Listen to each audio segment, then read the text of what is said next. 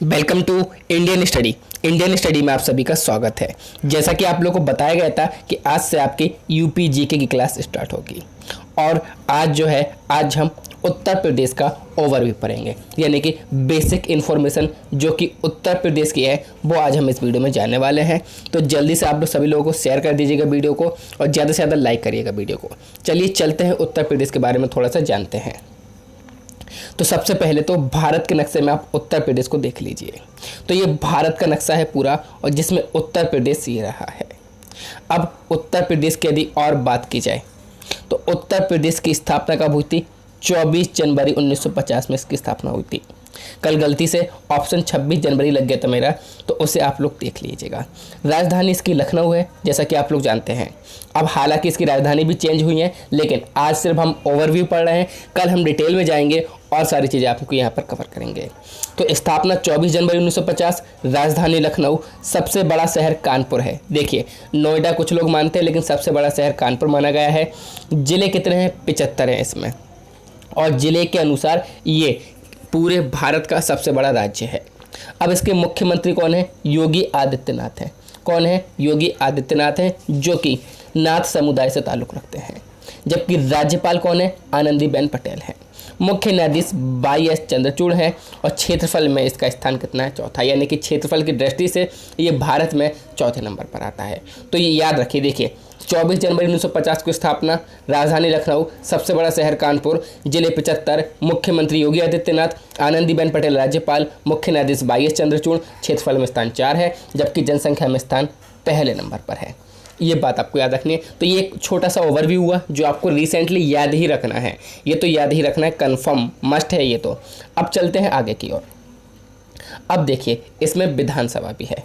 अब विधानसभा कैसी है इसमें? तो बाईकैमरल लेजिस्लेटिव, यानी कि द्विसदनीय विधानसभा है।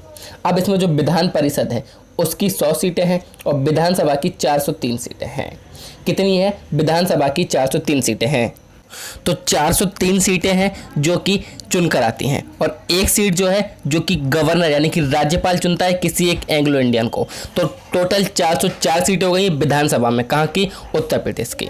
अच्छा, यहाँ पर राज्यसभा की सीट कितनी है? 31 है। लोकसभा की सीट 80 है। भाषा क्या है राज्य की? तो हिंदी है, और अन्य भाषा जिसमें उर्दू को मान्यता दी गई है। जबकि इसमें साक्षरता कितनी है? तो 66.78% इसकी साक्षरता है।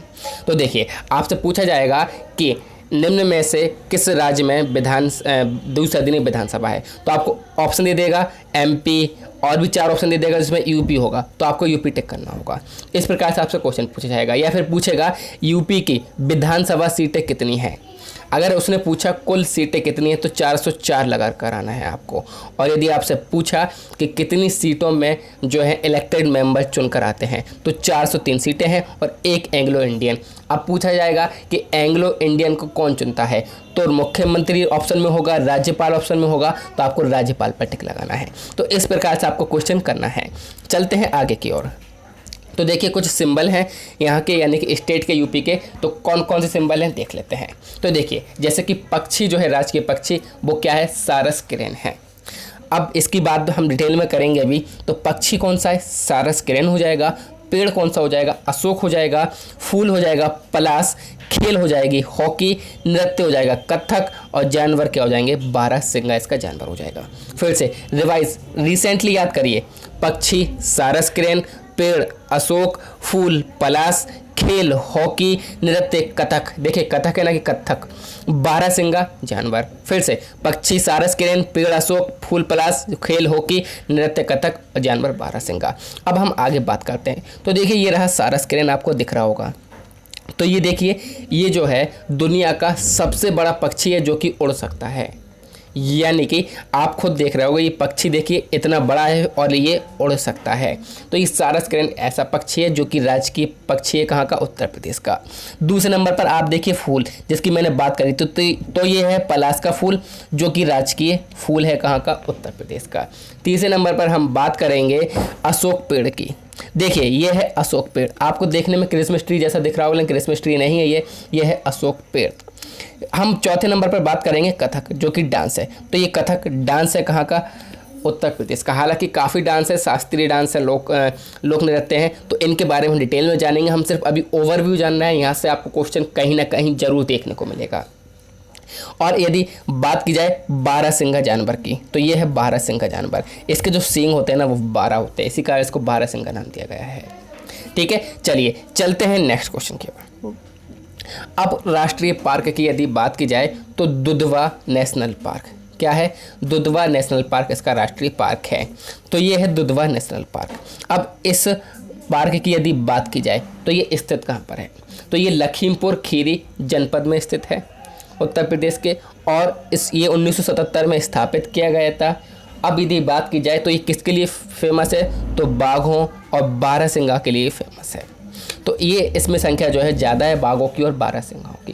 तो अभी तक हमने क्या पढ़ा? तो हमने ये पढ़ा है कि उत्तर प्रदेश का फॉर्मेशन कब हुआ था? 24 जनवरी 1950 को हुआ था। कैपिटल लखनऊ है, लार्जेस्ट सिटी कानपुर है, डिस्ट्रिक्ट 75 हैं, सीएम योगी आदित्यनाथ हैं, गवर्नर आनंदीबेन पटेल हैं, और इसकी एरिया रैंक कितनी है? 4 है, और पॉपुलेशन रैंक कितनी है? 1 है। उसके बाद हमने ये देखा कि विधानसभा है यहाँ पर, तो द्विसदनीय विधानसभा यानी कि बाइकमरल लेजिस्लेटिव है। यदि विधान परिषद की बात की जाए तो 100 सीटें हैं, और यदि बात की जाए विधानसभा की तो इसमें 404 कुल सीटें हैं, जिसमें से 403 चुनकर आते हैं, और एक को क्या बनाया जाता है? हमारा एंग्लो इंडियन यानी कि राज्यपाल के द्वारा चुना जाता है।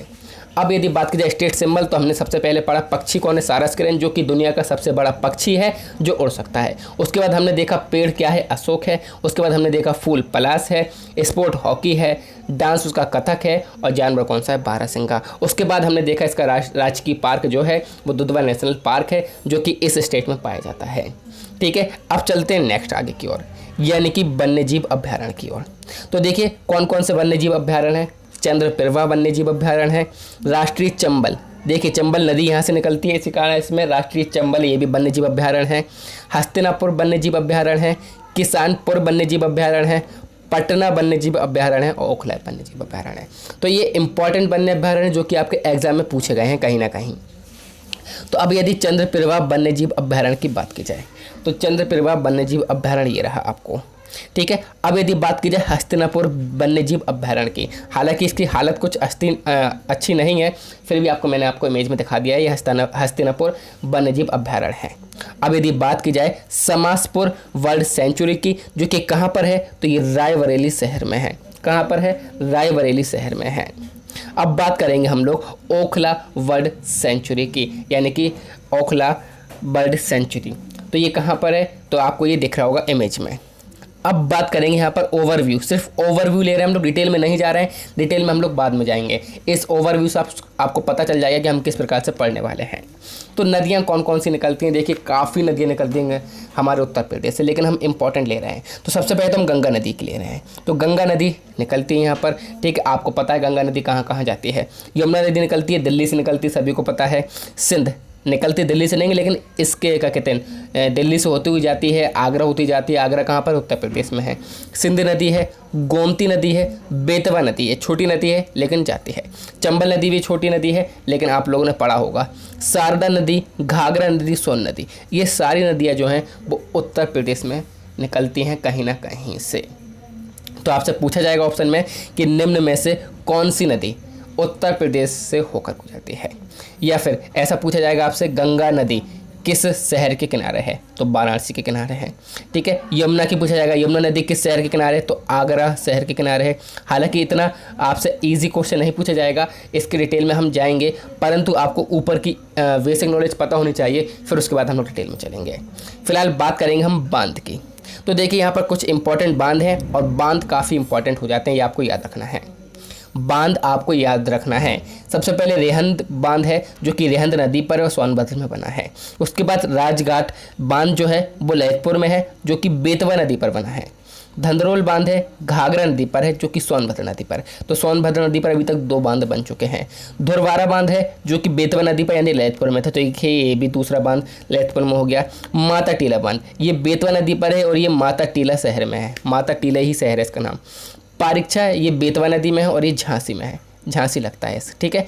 तो ये आपको याद रखना है, रेहंद, राजघाट, धंधरोल, धुरवारा, माता टीला, पारीक्षा, जिसमें से आपका माता टीला, पारीक्षा, रेहंद, राजघाट, ये इंपॉर्टेंट हो जाते हैं। तो ये आपको सभी याद रखने हैं। आपसे पूछा जाएगा धंधरोल बांध किस नदी पर बना हुआ है, तो घाघरा नदी पर इसका सही आंसर हो जाएगा। या फिर पूछा जाएगा धंधरोल बांध किस शहर में है, तो सोनभद्र शहर में है। या फिर आपसे पूछा जाएगा पारीछा जो बांध है वो किस नदी पर और किस शहर में बंधा हुआ है, तो बेतवा नदी पर और झांसी में ये है। ठीक है, तो ये बात आपको याद रखनी है। चलते हैं नेक्स्ट क्वेश्चन की ओर। उससे पहले देखेंगे माता टीला बांध। जैसा कि मैंने आपको बताया था माता टीला बांध, मैं खुद यहाँ पर विजिट करके आया हूँ, काफ़ी अच्छा व्यू लगता है यहाँ पर, और ये माता टीला ही शहर बोला जाता है इसको। नेक्स्ट क्वेश्चन की ओर आगे की ओर चलते हैं। राजघाट बांध, तो ये राजघाट बांध जैसा कि मैंने अभी बताया था आपको, तो ये रहा राजघाट बांध। अब ये है धंधरोल बांध जिसकी इमेज आपको दिखाई गई है, इसमें आपको पानी नहीं दिखाया गया है।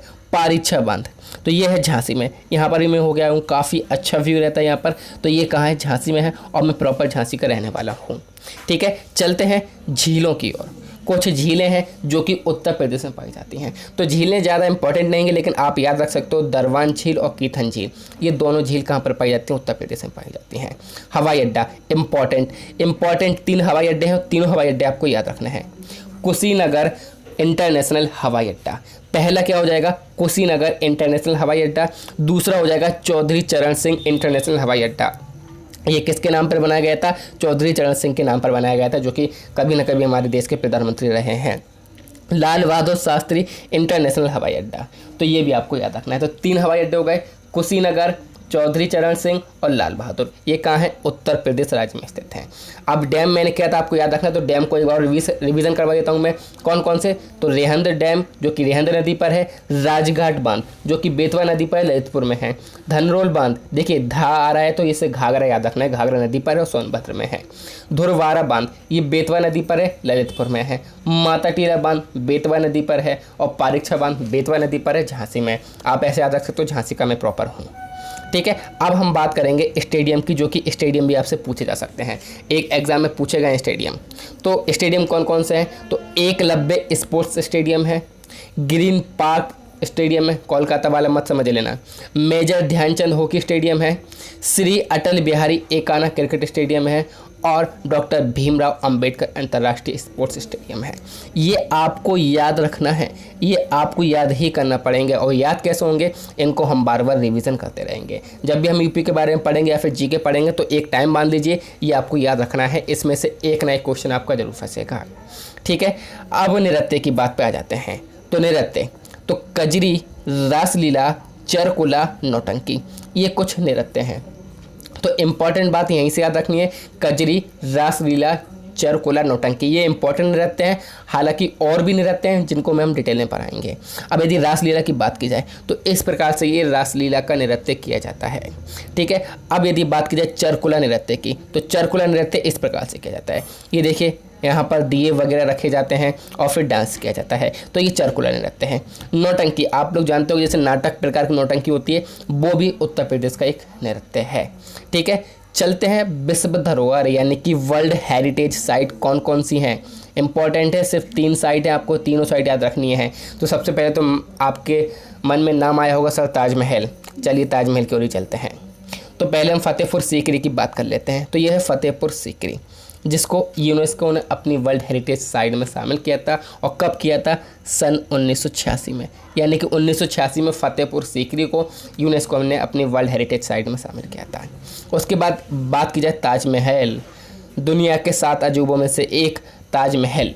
और उसके बाद बात की जाए आगरा किला, तो ताजमहल और आगरा किला इन दोनों ही को 1983 जब इंडिया वर्ल्ड कप जीता था, तो 1983 में क्या किया गया था, यूनेस्को की विश्व धरोहर विरासत में शामिल किया गया था। तो ये भी बात आपको याद रखनी है, आगरा किला और ताजमहल को 1983 में और फतेहपुर सीकरी को 1986 में। चलते हैं लास्ट चीज़ का, तो इसकी जो सीमा है वो 9 राज्यों से लगती है। अब 9 राज्य कौन कौन से हैं, उत्तराखंड, हिमाचल प्रदेश, हरियाणा, राजस्थान, मध्य प्रदेश, छत्तीसगढ़, बिहार, झारखंड और दिल्ली। कितने से लगती है, 9 राज्यों से।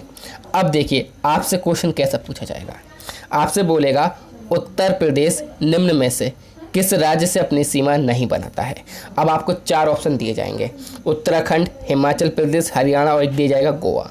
तो आपको याद रखना है कि गोवा इसका बिल्कुल सही आंसर हो जाएगा। या फिर आपसे बोल देगा कि उत्तर प्रदेश की सीमा निम्न में से किन राज्यों से लगती है, तो आपको दे देगा गोवा, आंध्र प्रदेश, केरल और राजस्थान। तो आप हाल के हालात लगा दोगे राजस्थान। अब यदि बात की जाए सीमा के मामले में, तो उत्तर प्रदेश जो राज्य है वो सबसे अधिक सीमा लगाता है, किसी भी राज्य की तुलना में सबसे ज़्यादा सीमाएं इसी की लगती हैं। और कितने से लगती हैं? 9 राज्यों से लगती हैं। ठीक है, तो ये था एक ओवरव्यू उत्तर प्रदेश का। उसके बाद हम कल बात करेंगे उत्तर प्रदेश के बारे में डिटेल में, और हम लेकर आएंगे आप लोग के लिए डिटेल एनालिसिस, बिल्कुल डिटेल एनालिसिस करेंगे। उसके बाद हम लोग क्या करेंगे, ऑब्जेक्टिव क्वेश्चन भी लगाएंगे। तो ये चीज़ आपको याद रखनी है, और कल इसी वीडियो के कुछ ऑब्जेक्टिव क्वेश्चन आप लोगों को कल की वीडियो में मिलेंगे। तो ज़रूर अच्छे से आप लोग को ये देखना है, याद रखना है। और कल ऑब्जेक्टिव क्वेश्चन लगाऊंगा, मैं लाइव ले सकता हूँ आपके लिए ऑब्जेक्टिव क्वेश्चन। तो बिल्कुल अच्छे से पढ़ाई करिए और वीडियो को ज़्यादा से ज़्यादा शेयर करिए। और देखिए, अब आप लोग के पास कम दिन बचे हैं, तो आप लोग को अच्छे से तैयारी करनी है। आई होप वीडियो समझ में आई होगी। तो प्लीज़ लाइक कीजिए, शेयर कीजिए, सब्सक्राइब कीजिए इंडियन स्टडी के हिंदी यूट्यूब चैनल को। Thank you all of you. जय हिंद, जय भारत।